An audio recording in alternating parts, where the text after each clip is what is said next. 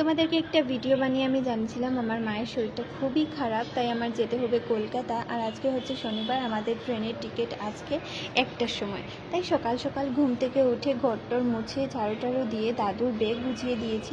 এখন আমি স্নান করে পুজো দিয়ে দেবো। পুজো দেওয়া শেষ করে এসে দেখি মাসি ওরা এসেছে, আমাকে রুটি বানাতে সাহায্য করছে। যেহেতু সকালে আমি কী খেয়ে যাব সেটা নিয়েই টেনশন করছিল মাসি ওরা। আর দুপুরের খাওয়ান তো চিম্পু দিদি দিবে, আর রাতের খাওয়ানটাই চিম্পু দিদি দিবে।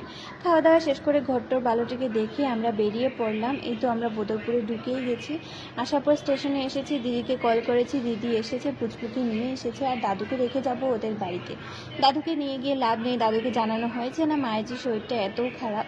তারপর আমরা বেরিয়ে পড়লাম আমাদের কলকাতার উদ্দেশ্যে। ট্রেন চলে এসেছে, ট্রেনে উঠেও পড়েছি। আর আমাদের সিট নিয়ে একটু ভেজাল করে গেছিলো, যেহেতু আমাদের সিটটা কনফার্ম হয়নি, একদিনের ভিতরে করেছি। আর আমাদের দিদি লাঞ্চে দিয়েছিল হচ্ছে চিকেন কষা আর পোলাও, দেখে খুব ভালো লেগেছিল।